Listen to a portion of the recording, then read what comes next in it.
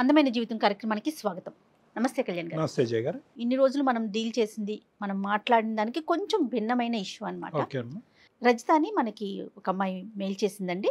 చాలా విచిత్రంగా అనిపించింది కళ్యాణ్ గారు. ఈ రోజుల్లో ఇలా కూడా ఉన్నారా? వింటున్నాము కొన్ని కానీ ఇంతలా ఆలోచిస్తున్నారా అనిపించేసింది నాకు. సరే ఒకసారి మీతో మాట్లాడిస్తానన్నా. తప్పకుండా హెల్ప్ చేద్దామండి. పెళ్ళైన అమ్మాయి డాక్టర్ గారు, సమస్య చాలా విచిత్రంగా ఉందన్నమాట. హలో రజిత గారండి? ఎవరండి?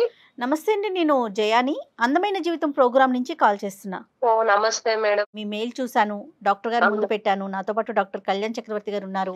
నమస్తే సార్. నమస్తే సార్. ఒక్కసారి మీ సమస్య, మీరు ఏమి ఎక్స్పెక్ట్ చేస్తున్నారో డాక్టర్ గారికి వివరంగా చెప్పండి. Okay madam. సార్ నమస్తే అండి, నా పేరు రజిత అండి, నేను కరీంనగర్ లో ఉంటాను సార్. రజిత చెప్పిన సమస్య ఎవరిది? సార్ నా భర్తతోనే నాకు పెద్ద సమస్య సార్. ఏంటమ్మా? నాకు బాబు ఉన్నాడు సార్. పెళ్ళై 6 సంవత్సరాలు అవుతుంది. ఓకే. 5 సంవత్సరాల బాబు ఉన్నాడు సార్.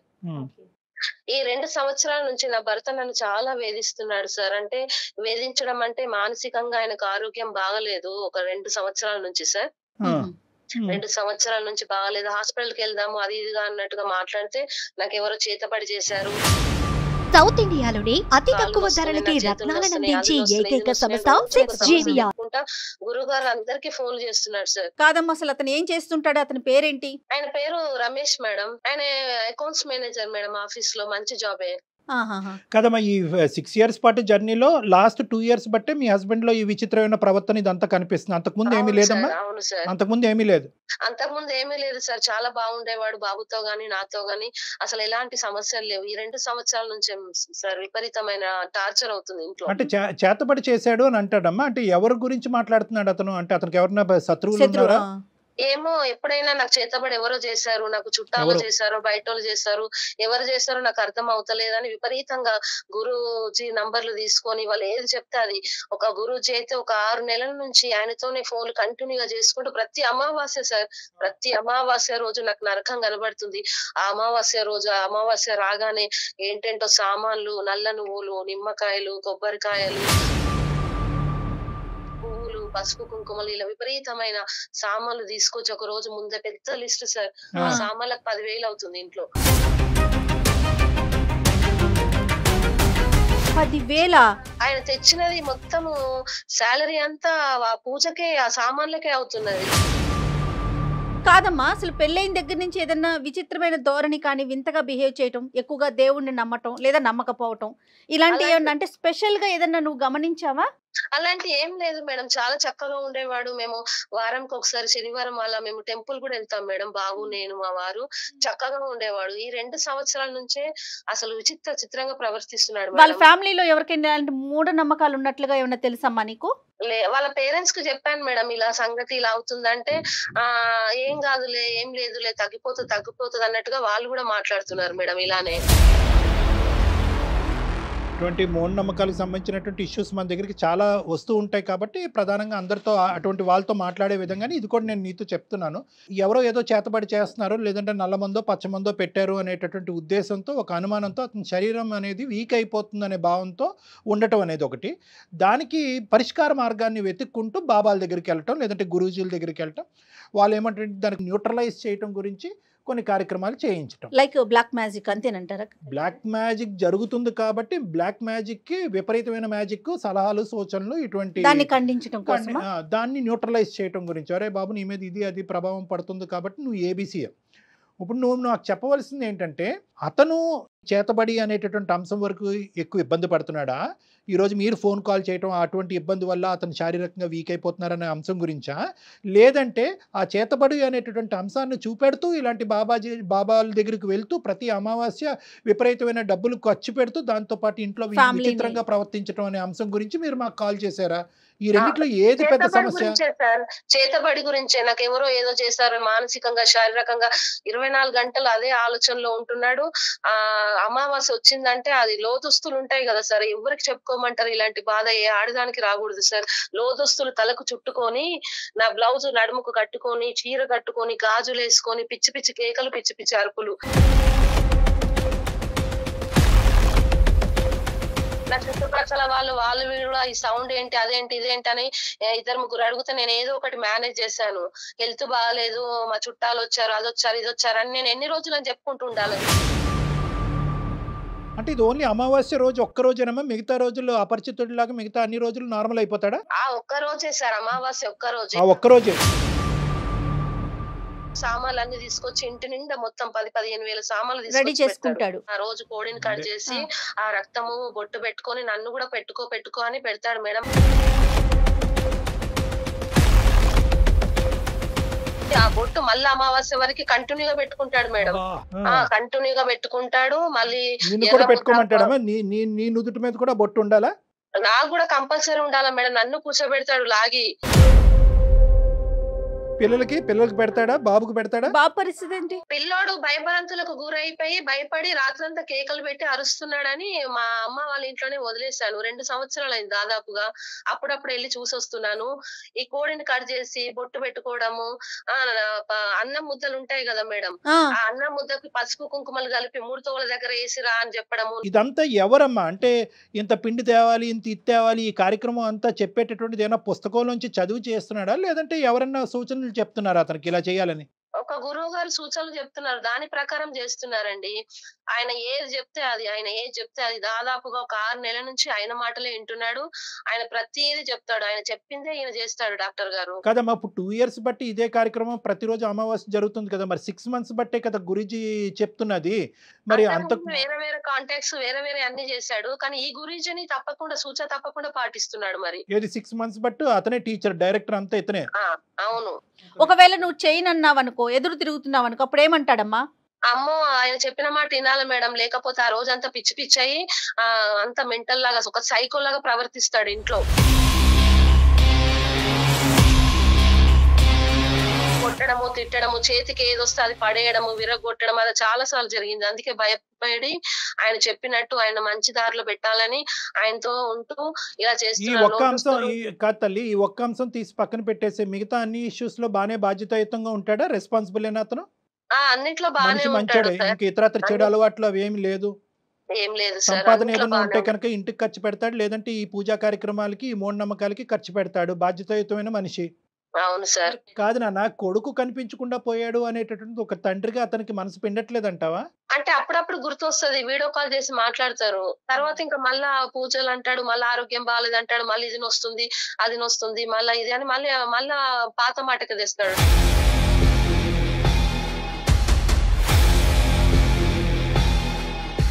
సో కంప్లీట్ గా ఆ లూప్ లోనే ఉన్నాడు కాబట్టి అతనికి కొడుకు మిస్ అయినటువంటి పరిస్థితికి గుర్తుకు రావట్లేదు. ఇంకా అన్ని పక్కన పెట్టేశాడు. ఈ పూజ, ఈ మూఢ నమ్మకం తప్ప ఇంకో ప్రపంచం లేదు. ఈ పూజ, క్షుద్ర పూజలు, ఆయన కావాల్సిన సామాన్లు, ఆయనకు 3 తోవలు ఇవి తీసుకురావాలి, అవి తీసుకురావాలి, సామాన్లు, నల్ల నువ్వులు, కొబ్బరికాయలు అంటాడు, కోడి అంటాడు, పువ్వులు అంటాడు, పసుపు, కుంకుమ, నల్ల బట్ట, నల్ల జాకెట్ బట్ట, బూడిది గుమ్మడికాయలు 3 తోవల పడేయాలంటాడు, నిమ్మకాయలు గడపలకు కోసి కట్ చేస్తాడు. ఏంటంటో ఇంకా గురూజీ చెప్పిన అన్ని తూచా తప్పకుండా పాటిస్తాడు. ఇప్పుడు ఇక్కడ నీది ఒంటరి పోరాటమా? నీతో పాటు ఎవరన్నా సపోర్టివ్ గా ఉన్నారు? ఇప్పుడు బాబు అక్కడ పెరుగుతున్నా అంటే ఖచ్చితంగా మీ అమ్మ నాన్నలు అడుగుండాలి, ఏమమ్మా బాబు ఇక్కడ ఉంటున్నాడు, ఏంటి మీ ఆయన పరిస్థితి అని. వాళ్ళకి తెలుసా ఇదంతా? తెలియదు. అంటే నేను మామూలుగా చెప్పాను డాక్టర్ గారు, అది తగ్గిపోతుందిలే, ఆయన ఊరికి ఆయన చదువుకున్నాడు కదా, అలాంటి ఏం పట్టించుకోడు, మామూలుగా చేస్తున్నాడులే, సర్దుకుంటుంది అన్నట్టుగా మాట్లాడుతున్నారు వాళ్ళు కూడా. అయితే డాక్టర్ గారు, సాధారణంగా మనం లంకి బిందుల కోసం ఇలా చేయటం చూస్తూ ఉంటాం, క్షుద్ర పూజలు ఇలాంటివి. ఆరోగ్యం బాగోలేదనో, లేదా నేను డబ్బు సంపాదించాలను, ఇలాంటి వాటిని కూడా ఇంత పీక్ స్టేజ్ లో పూజలకి వెళ్ళిపోతా ఉంటారండి. ఇది ఒక సైకోసోమాటిక్ డిసార్డర్ అంటారు. ఇది ఒక మానసిక సమస్య. మానసిక సమస్య అంటే ప్రతిరోజు ఉండాలి కదండి అని చాలా మంది అంటారు. అమావాస్య రోజు వస్తుందంటే మానసిక సమస్యలు అన్నీ కూడా ఎపిసోడిక్ అంటూ ఉంటాం. అంటే అది హార్మోనల్ డిస్టర్బెన్స్ అనేటటువంటిది 1-2 రోజులు మాత్రమే. అది కూడా లోనార్ అంటే మూన్ యొక్క మూవ్మెంట్ బట్టి బ్రెయిన్లో హార్మోనల్ సిస్టమ్ మారటం వల్ల అలా విచిత్రంగా ప్రవర్తిస్తూ ఉంటారు. ఇటువంటి విచిత్రమైనటువంటి ప్రవర్తనని ఇటువంటి వాళ్ళు క్యాష్ చేసుకుంటారు. అందుగురించే ఇందాక మనం రజితతో మనం మాట్లాడిన అంశం ఏంటో గుర్తుందా? అమ్మ నీకు ఇతను శుద్ర పూజలు ఇవి చేస్తున్నాడు అనేటటువంటి సమస్య, లేదంటే ఏదో పూనింది పాకింది అనేటటువంటి ఉద్దేశంతో అతను శారీరకంగా మానసికంగా వీక్ అయిపోతున్నాడు అనేది. ఇప్పుడు ఏంటంటే ఒక సమస్యకి 2 సమస్యలు వచ్చినాయి పాపం అమ్మాయికి. ఇన్ఫాక్ట్ 3 సమస్యలు. ఏంటంటే అతను మానసికంగా ఇది అయిపోతున్నాడు, ఆర్థికంగా ఈ విచిత్రమైనటువంటి పూజల వల్ల ఇల్లు చిన్న భిన్నం అవుతుంది, కొడుకుని ఇంటి నుంచి బయటకు పంపించేటటువంటి పరిస్థితి వచ్చింది, ఎక్కడో పెరుగుతున్నాడు. సో ఇవేంటంటే అన్ని విధాలుగా అంటే ఓన్లీ ఆ మానసిక పరమైనటువంటి అంశమే కాకుండా ఇతను తీసుకునేటటువంటి అదర్ స్టెప్స్ ఉన్నాయి చూడండి, అదేంటంటే ఈ అమ్మాయికి జీవితం లేకుండా చేస్తుంది. ఇప్పుడు భవిష్యత్తులో ఎలాంటి నిర్ణయాలు తీసుకుంటాడో కూడా చెప్పలేం. మనం ఎన్ని కేసులు చూసాము, కన్న పిల్లల్నే చంపేసుకున్న దృశ్యాలను కూడా చూసాం అంతే. కదా. ఇప్పుడు ఏంటంటే ఇదంతా కూడా ఒక హిప్నోటిక్ టెండెన్సీ అనమాట. ఇంకా స్వామీజీ యొక్క స్వామీజీ అనాలో ఏమనాలో నాకు తెలియదు, కానీ వాళ్ళ యొక్క మాట పవర్ ఇటువంటి మెంటల్ స్టేట్లో ఎలా ఉంటుంది అంటే కనుక ఒక కనిపించినటువంటి ఒక అంశం గురించి అతను కనిపించేటటువంటి ఒక పద్ధతిని చెప్తా ఉంటాడు. ఇతను కనిపించట్లేదు, ఏంటి ఆ నల్లమంది ఏంటి, ఆ పచ్చమంది ఏంటి, ఇది ఎక్కడి నుంచి జరుగుతుంది అనేటటువంటి అతను కనిపించట్లేదు. అతను ఏం చేస్తున్నా అంటే ఆ స్వామీజీకి ఇది డాక్టర్లు కానీ ఇంటి పక్క వాళ్ళు కానీ ఎదిరింటి వాళ్ళు కానీ చెప్పలేనటువంటి దానికి ఇతని కళ్ళకు కనిపించేటటువంటిది ఒకటి చెప్తున్నాడు. ఎప్పుడైతే కనుక ఈ పూజ చేసిన తర్వాత ఆటోమేటిక్గా హార్మోన్ ఇంబ్యాలెన్స్ అనేది దాని మటుకు అది ఆటోమేటిక్గా తగ్గిపోతుంది కదా. వీళ్ళు ఏమనుకుంటారంటే ఈ పూజ చేయటం వల్ల ఇలా నేను నార్మల్ అయిపోయానేమో అని అనుకుంటారు. సో ఆ పూజ మీద ఆ స్వామీజీ యొక్క మాట మీద ఇంకా నమ్మకం అనేటటువంటిది అంచెలంచెలుగా పెరుగుతుంది. ఏ స్టేట్ వరకు వెళ్తుంది అంటే ఆ హిప్నోటిక్ స్టేట్. ఇప్పుడు మీరు చెప్పారు కాబట్టి చెప్తున్నాను, ఏమయ్యా రేపొద్దున మీ ఆవిడ యొక్క రక్తం తీసుకురా అని అన్నా కూడా ఆశ్చర్యపడక్కర్లేదు. అటువంటి సందర్భాలు మనం చూసాం. పిల్లల్ని కూడా దీనికి త్యాగం చెయ్యి అంటే కనుక పిల్లల్ని కోసినటువంటి సందర్భాలు కూడా మనం చూసి చంపినటువంటి సందర్భాలు, బలి చేసిన సందర్భాలు చూసాం. ఇంకొకటి డాక్టర్ గారు చెప్పండి. నేను అతని నంబర్ డైరీ చూసాను, ఇతను ఎవరికి ఫోన్ చేస్తున్నాడు ఏంటి అంటే కంటిన్యూగా 6 నెలల నుంచి అతను ఫోన్ చేస్తే నేను మాట్లాడాను. మా వారు ఇలా చేస్తున్నారు, ఎందుకు మా వారిని ఇట్లా వదిలిపెట్టండి, ఇన్ని డబ్బులు అవుతున్నాయి అది అంటే ఆ గురుజీ నన్ను అంటున్నాడు, నువ్వు నగ్న పూజలు చేయాలి, నీతోనే పెద్ద సమస్య, నువ్వు నగ్న పూజలు చేస్తే నీ భర్త ఆరోగ్యంగా ఉంటాడు, చాలా బాగుంటాడు, నా ఒంటి మీద నూలు పోలు కూడా ఉండకూడదు, అట్లా నగ్న పూజలు చేయాలి, నువ్వు ఆ సామాన్లు రాసిస్తాను, నీకు చాలా సామాన్ పడతాయి, దానికి నువ్వు రా, నీ భర్త మంచిగా చేస్తాను, నేను ఒక్క 2 సార్లు 3 సార్లు నువ్వు వచ్చి కనబడ్డావంటే మొత్తం పటాపంచలు చేస్తా అంటున్నాడు. ఏం చేస్తాడంటమ్మా అప్పుడు అతను? మీకు ఏమన్నా సంపదను క్రియేట్ చేస్తాడా, లేకపోతే మీ ఆయన ఆరోగ్యాన్ని బాగు చేస్తాడా, ఏం చెప్తానంటాడు? ఆరోగ్యం బాగుపడుతుంది, నీకు లక్ష్మి ఉంటది, నీ కొడుకు నీ దగ్గర ఉంటాడు, నీ కుటుంబం బాగుంటది, నీకు ధనలక్ష్మి తాండవిస్తది ఇంట్లో అని ఏదో చెప్తున్నాడు. అది కదమ్మా, ఇప్పుడు ఇది డబ్బులు అనేది కేవలం ఈ పూజా కార్యక్రమాలు జరిగేటటువంటి ఖర్చేనా, లేదంటే మీ హస్బెండ్ అక్కడ ఫండింగ్ కూడా చేస్తున్నాడు అంటే ఏమైనా మనీ కూడా ట్రాన్స్ఫర్ చేయడం అనేది జరుగుతుందా? నాకు ట్రాన్సాక్షన్ అనేది కూడా కనిపించింది, ఆయనకు డబ్బులు వేస్తున్నాడు ఈ పూజ. అంతేలే, ఇప్పుడు ఎందుకంటే ఖచ్చితంగా అక్కడ ఫైనాన్షియల్ అడ్వాంటేజ్ అనేది లేకుండా ఊరికనే ఎందుకు అతను టైం అతను ఎందుకు స్పెండ్ చేస్తాడు టైం?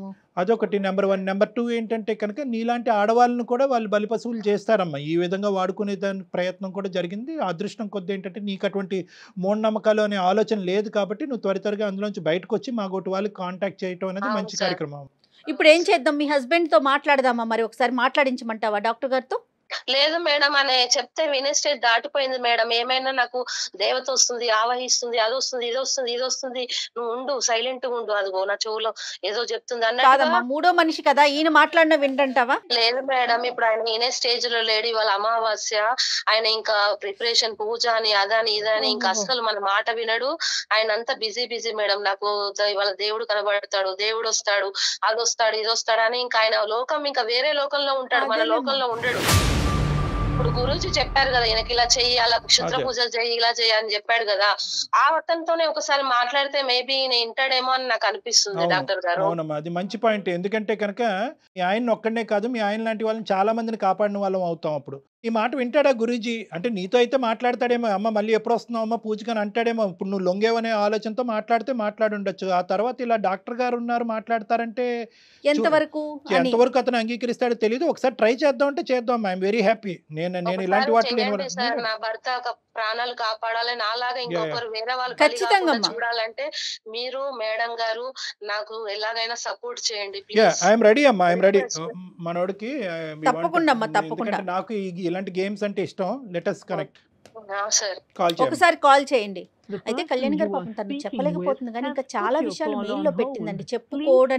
చెప్పకూడని విషయాలు, అంటే తను పడుతున్న బాధ అతని వల్ల ఎంత అంటే వర్ణనాతీతం. కళ్యాణ్ గారు హలో.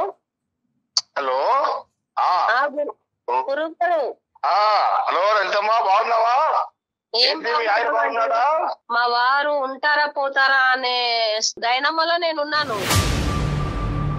ఏమ్మా ఏం తెలుసు నీకు? అర్థమవుతుందా? నేను మొన్ననే చెప్పాను కదా, మీ ఆయన గాని బాగుండాలంటే గాని నువ్వు బాగుండాలని గాని నేను ఏం చెప్పాను? ఇప్పుడు వచ్చి అమావాస్య కల్లా ఆ నగ్గ పూజలు తయారు చేసుకోమని చెప్పారు కదా. నగ్గ పూజలు చేసుకుంటే నీ ఇంకా లగ్గ మీద లక్ష్మి కొడుతున్నామ్మా. లక్ష్మి నీకేం అర్థమవుతలేదు, నీకు ఎవరు చెప్తున్నారు? నీకేంటి నీ మీద కూర్చున్న శక్తి కాదా? నీ మీద కూర్చున్న శక్తి పెద్దది, మామూలుది కాదు. మీ ఆయన మీద కూర్చున్న శక్తి కూడా మామూలుది కాదు, మరీ పెద్దది. మీరు ఈ విధంగా మీరు అనుకుంటే ఎట్లమ్మా? నేను నగ్న పూజకు అన్ని తయారు చేసుకోండి, మీ ఆయన మీరు సుఖంగా ఉంటారు, సుఖ సంసారంతో పిల్ల జల్లతో కొన్న అమ్మవారు మీరు ఎట్లా ఉంటారు అనుకున్నారు? చాలా చాలా పవిత్రంగా అవుతారు. మీ ఇంట్లో లంకబిందులు బంగారు పొగలెళ్తాయమ్మా.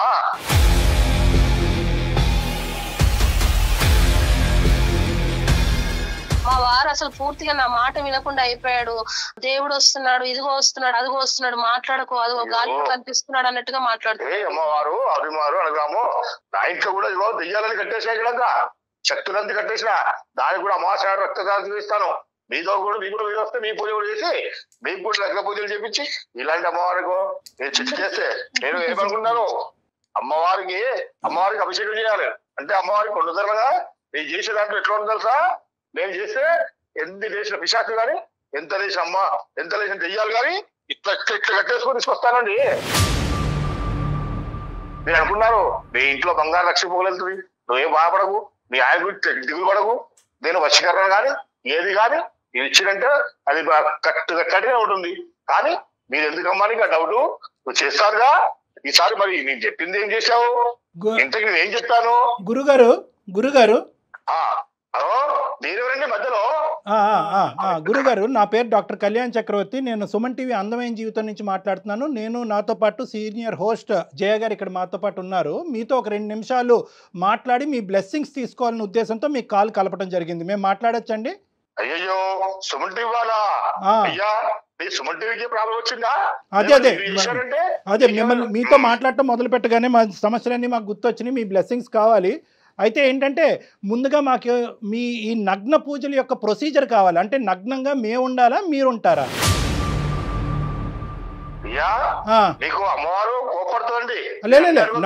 మాకు తెలియదు కదండి, మాకు ప్రొసీజర్ తెలియదు కదా. నగ్నంగా మీరు బట్టలు ఇప్పేస్తే అప్పుడు పూజలు మొదలవుతాయా? సో మీరు దానికి రెడీ అయితే మేము సుమన్ టీవీ ద్వారా మేము రెడీ. ఎందుకంటే మేము బట్టలు ఇప్పడానికి మేము రెడీ.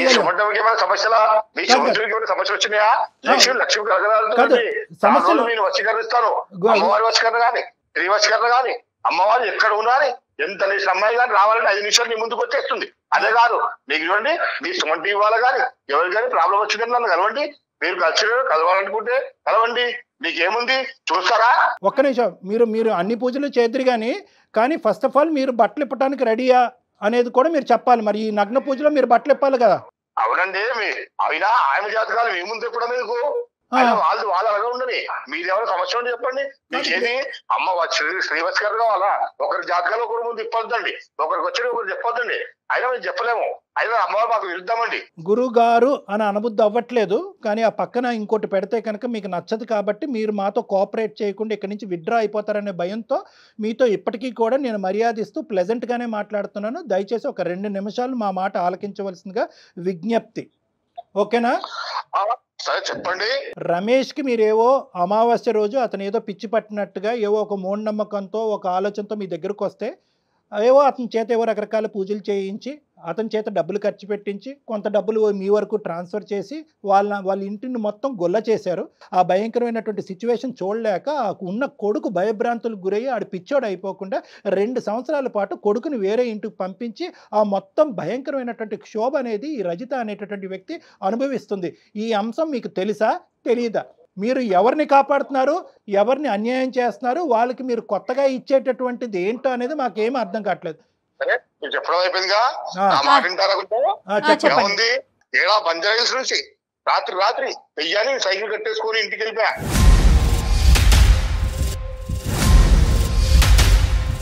దెయ్యాన్ని సైకిల్ కట్టుకుని ఇంటికి వెళ్ళిపోయావు.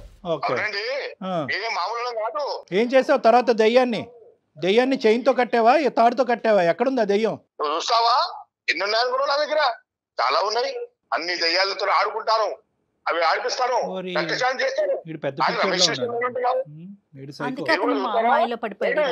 మీకు కూడా లంక మీద కలిగే అవకాశాలు వస్తాయి. మీ స్వర్ణము అన్ని రకాల విద్యలు ఉన్నాయి గురుగారు మీ దగ్గర? ఉన్నాయండి, ఏం పర్వాలేదు. శ్రీవత్స గారి వల్ల 5 నిమిషాల ఎక్కడ ఉన్న అమ్మాయి గారు ఇక్కడ రావాలి, ముందుకు వచ్చి కూర్చోవాలి. అదే అమ్మాయిలు రావాలి, అదే కాన్సెప్ట్, మెయిన్ కాన్సెప్ట్ అదే మీ దగ్గర. వాళ్ళని బతికించేవానే కానీ 10 మంది చెరగొట్టాలని కాదు. ఆడవాళ్ళని ఇలా నగ్నంగా పూజలు చేయిస్తే కనుక వాళ్ళకి ఏమవుతుంది? ఆయుష్ పెరుగుతుందా, లేదంటే వాళ్ళ జీవితాలు ఇంకా బాగుంటాయి? ఏమొస్తుంది దానివల్ల? అడ్వాంటేజ్ ఏంటి ఆడవాళ్ళకి? అది కాదండి, అమ్మవారికి వాళ్ళ ఇప్పుడు రజిత గారి భర్త గారు ఉన్నారు కదా, ఆయన 2 నెలలు కాపాడుతున్నాడు. పెద్ద ఆదిపీఠ శక్తి కూర్చుంది పైన. అది ఓకే, అంతవరకు అర్థమైంది. కానీ ఇప్పుడు ప్రత్యేకంగా రజిత గారిని కూడా నగ్నంగా వచ్చి పూజలు చేయమన్నారు కదా, దానివల్ల ఆవిడకి వచ్చే అడ్వాంటేజ్ ఏంటి? వీళ్ళు భార్య భర్తలు కలిసి ఉండలేకపోతున్నారు, కనీసం సంసార యోగ్యం కూడా కరెక్ట్ లేదు. అందుకే నగ్న పూజ చేస్తే కానీ వీళ్ళు బాగుపడతారు అంతే. అడ్డంగా పట్టుకోవాలి. నీ ఎక్స్పీరియన్స్లో ఎంతమంది ఆడవాళ్ళకి ఇలా నగ్న పూజలు చేయించడం ద్వారా మీరు ఒక ఫర్టిలిటీ సెంటర్ని నడిపిస్తున్నారు? అంటే సంసార జీవితాలు, భార్యాభర్తల యొక్క కలయిక గురించి ఎంతమంది ఆడవాళ్ళ చేత మీరు నగ్న పూజలు చేయించారు? ఆడవాళ్ళే కాదండి, మా దగ్గర మగవాళ్ళు కూడా వస్తుంటారు. సరే, ఆడవాళ్ళు మగవాళ్ళ చేత ఎంతమంది చేత మీరు చేయించుంటారు సుమారుగా? అంటే మీ అనుభవం తెలియాలి కదా మాకు. అయ్యో అంతెందుకండి, చాలా ఉన్నారు, ఒక్కరా ఇద్దరా, చాలా మంది చాలా రకాలుగా బాగుపడ్డ వాళ్ళు ఉన్నారు. ఎంతో ఈ రోజు ఇక్కడ లేరు, చాలా మంది చాలా పెద్ద పొజిషన్ లో ఉన్నారు. మీరు కూడా ఒకసారి రండి, నా దగ్గరకు వచ్చి కలవండి, మీకు కూడా ఎలాంటి పొజిషన్ వస్తుందో నేను చూపిస్తా. మాకున్న పొజిషన్ చాలండి, చాలా సంతోషం. మాకున్న పొజిషన్ చాలు, మేము వస్తే కనుక మీ చేత నగ్న పూజ చేయిస్తాం, ఓకేనా? మీ పొజిషన్ మారిపోతుందేమో చూసుకోండి. మీ ఇంటి బయట నడి బజార్లో కూర్చోబెట్టి నగ్న పూజ చేయిస్తాం.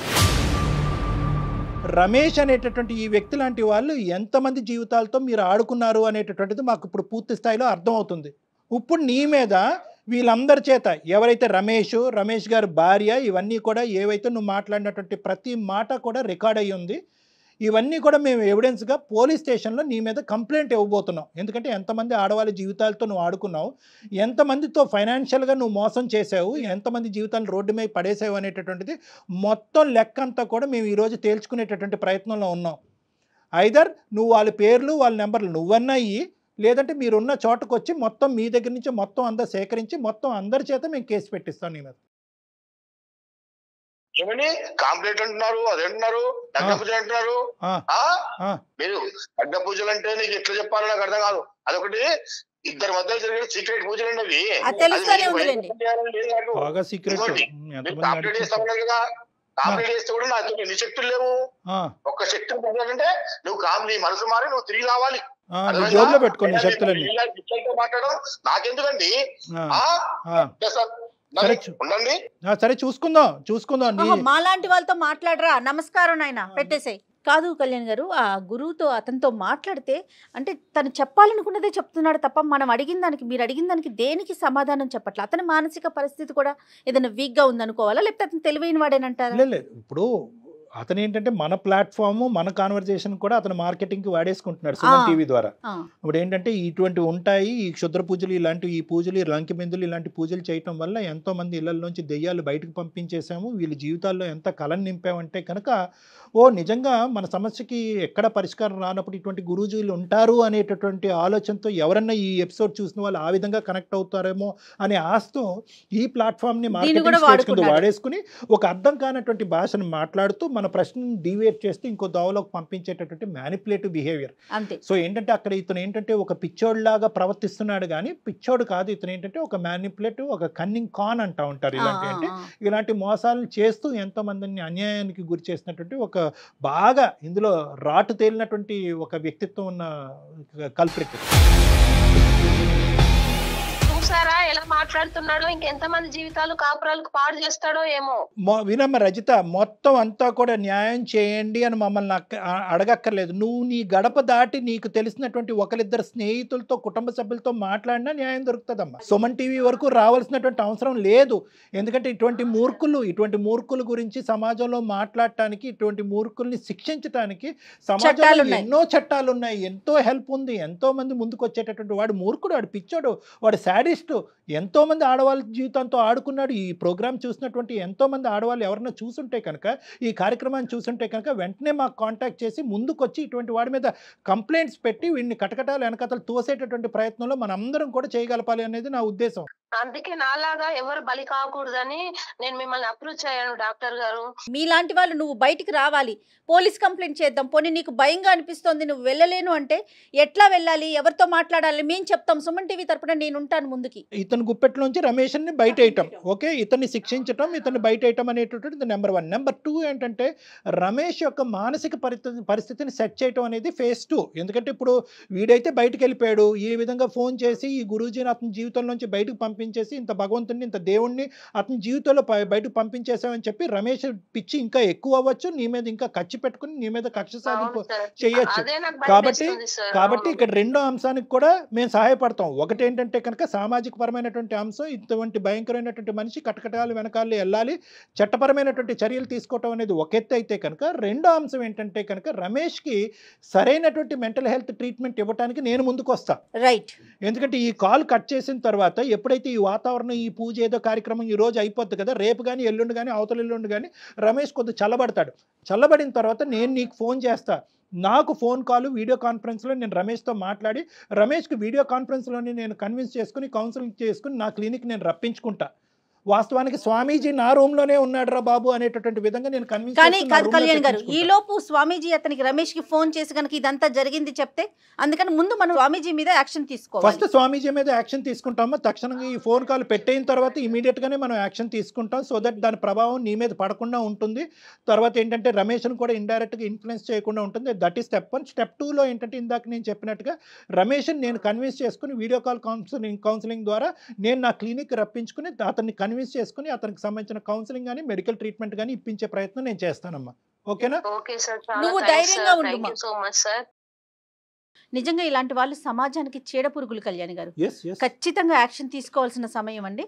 చట్టపరంగా అమ్మాయికి హెల్ప్ చేద్దాము, మానసికంగా అతన్ని మార్చడంలో మీ వంతు ప్రయత్నం. ఇక్కడ రమేష్ని మనం హెల్ప్ చేయకపోతే ఇంకో గురూజీ తగులుకుంటాడు రమేష్. ఎందుకంటే ఇటువంటి వాళ్ళు పుట్టగొడుగులాగా వీధికి ఒక ముగ్గురు ఉన్నారు కాబట్టి ఇది ఒక ఫ్రీ మనీ, ఈజీ మనీ, మాటల ద్వారా గారెడ్డి చేసి ఇటువంటి వాళ్ళని గుప్పెట్లోకి లాక్కుని ముంచేసేటటువంటి ప్రయత్నానికి ఈజీ మనీకి చాలా మంది ఉంటారు. సో మనం ఏంటంటే ఒకటి ఈ స్వామీజీ అనేటటువంటి ఈ గురూజీ అనేవాడు దొరికాడు కాబట్టి వాడిని కటకటాలనిపోతుంది. రెండోది ఏంటంటే రమేష్ మనసు మార్చాలి, ఇంకొకరి సిచ్యువేషన్ అడ్వాంటేజ్ తీసుకుని ఇతన్ని మళ్ళీ ఇంకొకరు కాకుండా రమేష్ మనసుని మార్చాలి. అది సెషన్స్ తో సాధ్యమేనండి? లేదా మెడికల్ మేనేజ్మెంట్ కావాలి మేడం. ఎందుకంటే ఇది సైకోసిస్ అంటారు, ఇది బైపోలార్ సైకోసిస్ అంటారు, బైపోలార్ డిసార్డర్ అని అంటూ ఉంటారు. అంటే వీళ్ళందరూ కూడా ఏంటంటే ఈ ఇందాక నేను చెప్పినట్టుగా లోనార్ మూవ్మెంట్ బట్టి హార్మోనల్ న్యూరోకెమికల్ బ్రెయిన్లో చేంజెస్ ఏర్పడటం వల్ల నెలకి 1 కానీ 2 రోజులు మాత్రమే విచిత్రంగా ప్రవర్తిస్తూ ఉంటారు. దీన్ని బైపోలార్ ఫేసెస్ అంటూ ఉంటాం. అంటే బైపోలార్ అంటే మంచిగా ఉండే ఫేసు, చెడుగా ఉండే ఫేసు, ఈ రెండింటి మధ్యన ఫ్లక్చువేట్ అయ్యి ఇదే మనం తెలుగు సినిమాల్లో అపరిచితుడు అని అంటూ ఉంటారు చూడండి, ఇలా మారిపోతూ ఉంటారు అన్నమాట. సో అటువంటి దానికి ఖచ్చితంగా కౌన్సిలింగ్ అనేటటువంటి దాంతోపాటు యాంటీ సైకోటిక్ మెడికల్ మేనేజ్మెంట్ అనేది కూడా చాలా important. Right. Thank you Kalyan గారు. నమస్తే. సౌత్ ఇండియాలోనే అతి తక్కువ ధరలకి రత్నాలను అందించే ఏకైక సంస్థ 6 JVR. సుమన్ టీవీలో మీ పర్సనల్ అండ్ బిజినెస్ ప్రమోషన్స్ కోసం కింది నెంబర్కి కాంటాక్ట్ చేయండి.